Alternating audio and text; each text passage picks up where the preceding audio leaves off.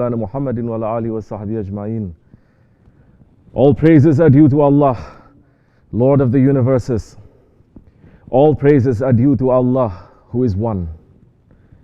All praises are due to Allah, who is without partner. All praises are due to Allah, the unique one. There is nothing like Him, and He is like no one. All praises are due to Allah, who has made His beloved Sayyidina Muhammad ﷺ the chosen prophet and the mercy to the universes. And may all peace and blessings be upon the possessor of power, the possessor of honor, the possessor of firmness, the possessor of might, the possessor of blessing, Sayyidina Muhammad ﷺ, and upon his noble family and blessed companions, especially upon the four Khulafah Rashidin, Hazrat Abu Bakr Siddiq, Hazrat Umar al-Faruq, Hazrat Osman al-Ghani, and Hazrat Ali al-Murtaza, and all those who follow them until the last day.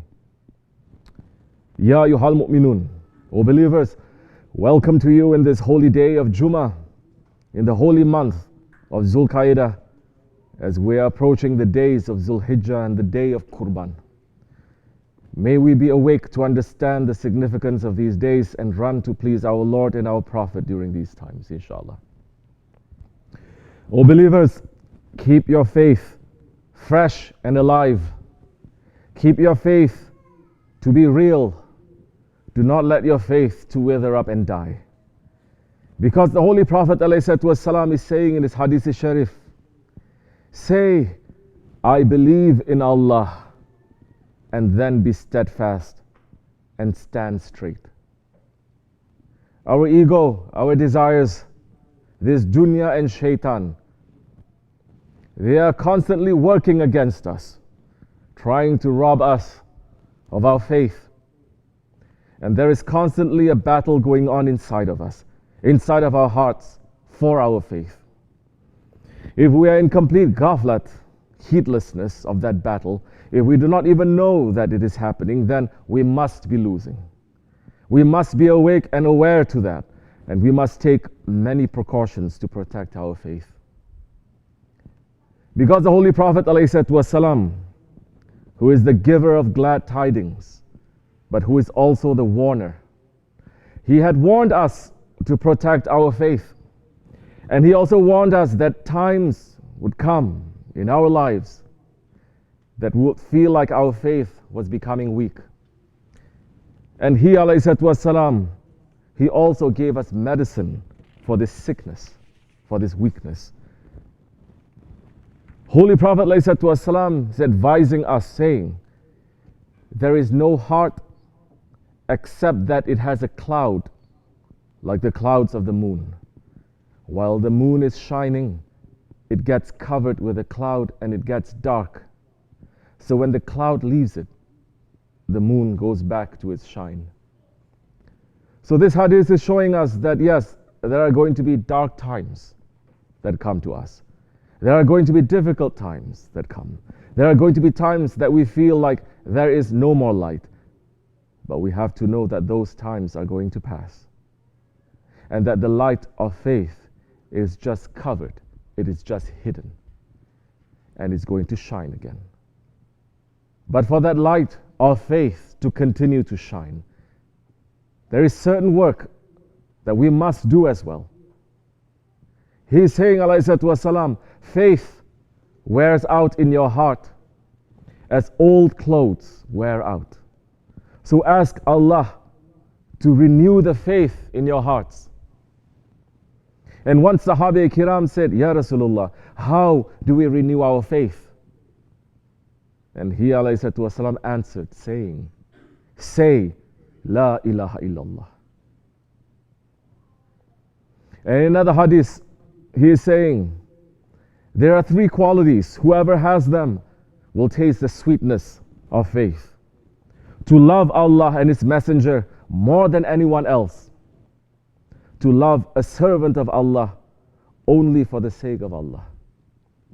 And to hate returning to disbelief after Allah has saved him from it, as he would hate to be thrown into the fire of hell.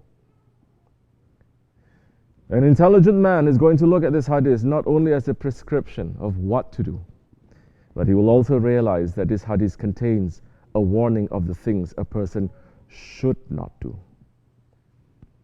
Because if a person is doing the opposite of the things that are bringing the sweetness of Iman, then definitely he is killing his faith. So, according to this hadith, one of the things that will make our faith weaker is if we let other loves besides the love of Allah and His Messenger to rule our hearts. If the love of other than Allah and His Messenger takes over the heart, then definitely a person is going to lose his faith. What is the biggest example of this? What is the example of this that our Shaykh, SahibulSaif, Shaykh Abdulkerim al-Kibrisi al-Rabbani was always reminding us of? The story of Ibn Salama. Ibn Salama was from the SahibulSaif, the dervishes during the time of the Holy Prophet ﷺ, who were attached to the Masjid al-Nabawi.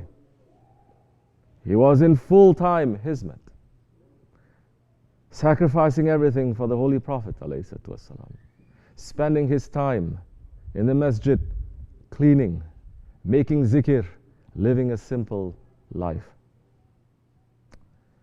But one day, Ibn Salama asked Holy Prophet ﷺ to pray for him to become rich.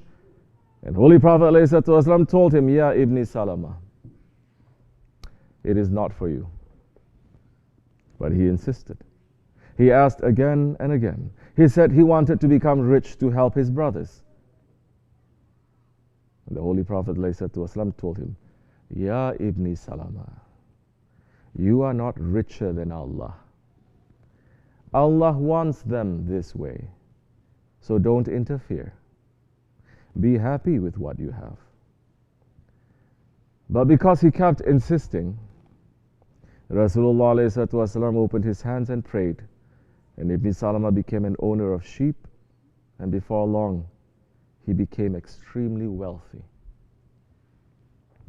And soon that man who was counted from the SahibulSaif, he stopped staying in the masjid. He stopped coming for eating. He only came for prayer, for namaz. Then his business became more profitable, and he only started coming for Fajr and Isha. Slowly it turned only Jumma prayers. Finally, Ibn Salama stopped coming completely. Holy Prophet ﷺ was sitting with his Sahabis, and he said, where is Ibn Salama? All the Sahabis kept their heads down. So he asked again, where is Ibn Salama? And the Sahabi said, Ya Rasulullah, it is known to you. He has so much wealth. He has so many animals. He cannot live in Medina. So he has to go out of Medina, and it's pretty hard for him to go back and forth. So he's not coming. Holy Prophet ﷺ asked, who is he helping with that wealth? And the Sahabis answered, not us, Ya Rasulullah. Not long after that, the order came from Allah subhanahu wa ta'ala for zakat to be collected. And some Sahabis came to Ibn Salama to inform him and collect zakat. He told them to go to another Sahabi and to come back to him. When they came back, he said, what happened to Muhammad now? He's asking for bribery now? The Sahabis were shocked and went back to the Holy Prophet ﷺ to report what had happened. What did Rasulullah ﷺ say? Oh, Ibn Salama, you have lost, and you have lost. This is for you and this is for me. This is for the whole world. This is what happens to our faith when we let the dunya to enter inside. This is what happens when we let the ego to enter. Don't think that we are better than him. He is a warning to us. Ibn Salama, understand, he was from the SahibulSaif, those who are claiming to be Sufis. He is from the originators of Tasawwuf. He had dedicated his life to Rasulullah ﷺ and serving Islam. But even from that honored position, he was not safe from falling all the way down. What made him fall? What made him lose his faith? What made him go so low that he dared to say those words about the Holy Prophet ﷺ? He fell in love with dunya. He let the love of dunya be higher than the love of Allah and His Prophet. And for that he lost his dunya and he lost his akhirat. So Holy Prophet ﷺ is also telling us that what gives us the sweetness of Iman is loving the servants of Allah only for the sake of Allah. What is the meaning? Loving your brothers, loving the people you are in association with, helping them, knowing them, being familiar to them. And what is the opposite of that? Not really caring for your brothers, looking down on them, complaining about them, backbiting about them, just seeing each other, giving fake salams, and returning home to our families and to our work. That is going to kill our hearts. And in reality, the company of our brothers in faith, it is better for us than the company of our blood families. But some may prefer their own families to the brothers of faith, thinking they have more faith. Who is judging? You are. And who is saying that the company of brothers in faith is better than the company of our blood families? Hazrati Hasan al-Basri radiallahu anhu. He says, our brothers are dearer to us than our families, because our families remind us of this world, but our brothers remind us of the akhirat. So being in Jamaat, loving our brothers, that is part of keeping our Iman alive. We have to check ourselves. If we are separating from the Jamaat, if we are separating from our brothers, if we are being like Ibn Salama and keeping far away, then we know that our faith is in a great danger. And we must have feeling and love for our brothers in faith everywhere. The Holy Prophet ﷺ is saying the Muslim Ummah is like one body. If the eye is in pain, then the whole body is in pain. And if the head is in pain, then the whole body is in pain. Today's Muslims,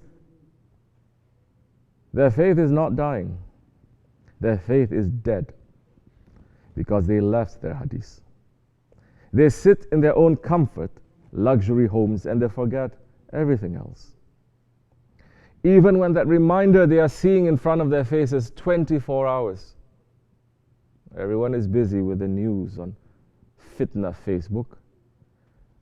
But our hearts has become so dead that even with these reminders, nothing is touching it except for things that would entertain us, except for things that will make us laugh, except for things that will put us into more ghaflat.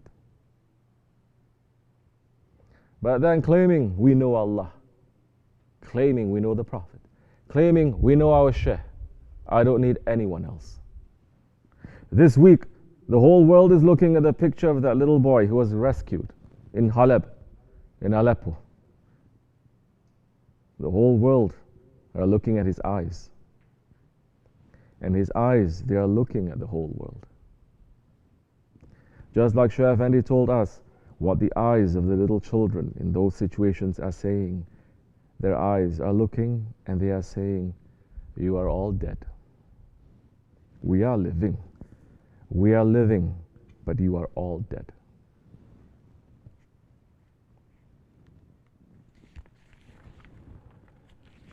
And the only way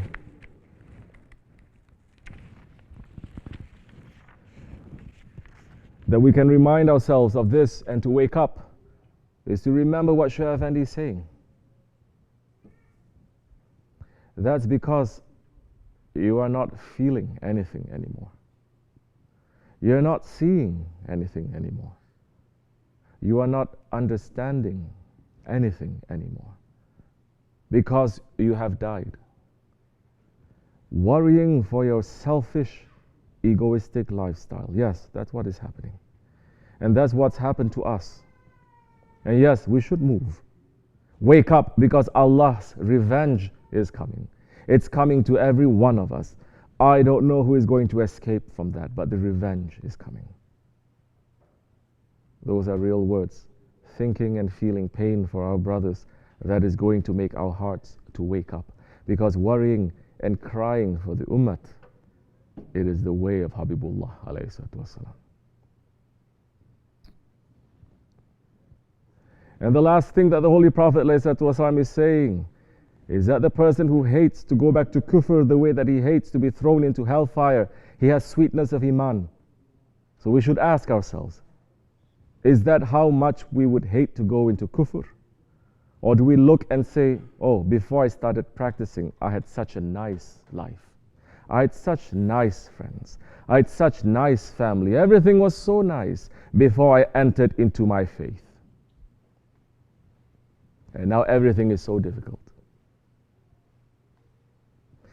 If that is in our hearts, our iman is dying.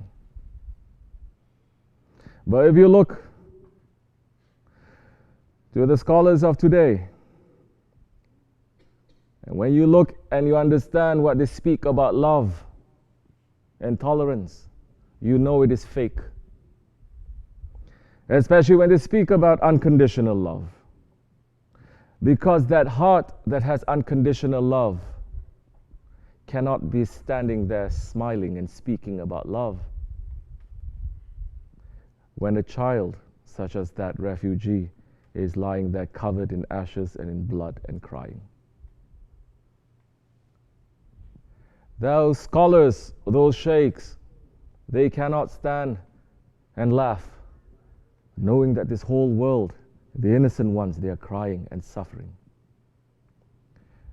They should stand up firm and straight and to warn those ones who are following batil to come back to haqq, and to warn the whole ummah that we're following the way of batil.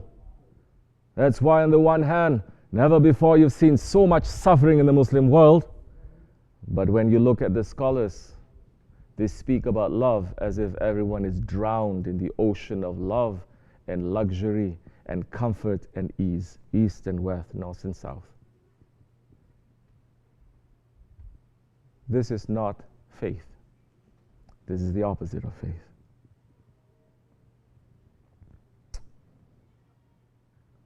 That hadith of the Holy Prophet ﷺ warning us about our faith dying, it is a proof that the way to faith is the way of following a friend of Allah.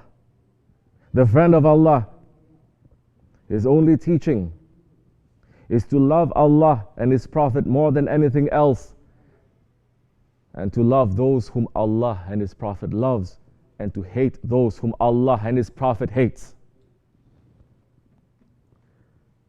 And the light of faith that enters into your heart through this blessing, it is more valuable to you than this dunya and everything in it. O believers, our only honor is in that faith. SahibulSaif is saying, so we have fallen because our faith has fallen. So we have to turn back to that faith again, to strong faith.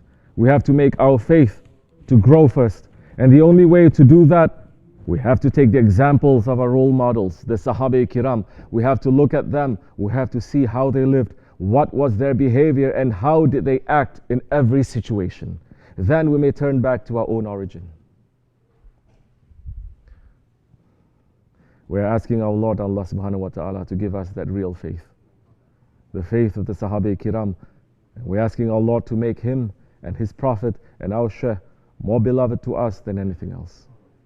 We're asking our Lord to make us to love our brothers for His sake. We're asking our Lord to make us to hate to return to kufr like we hate being thrown into a fire. And we're asking our Lord to give us the faith of our Shaykh and to keep us with him in this life and the next. Astaghfirullah. Astaghfirullah. Astaghfirullah.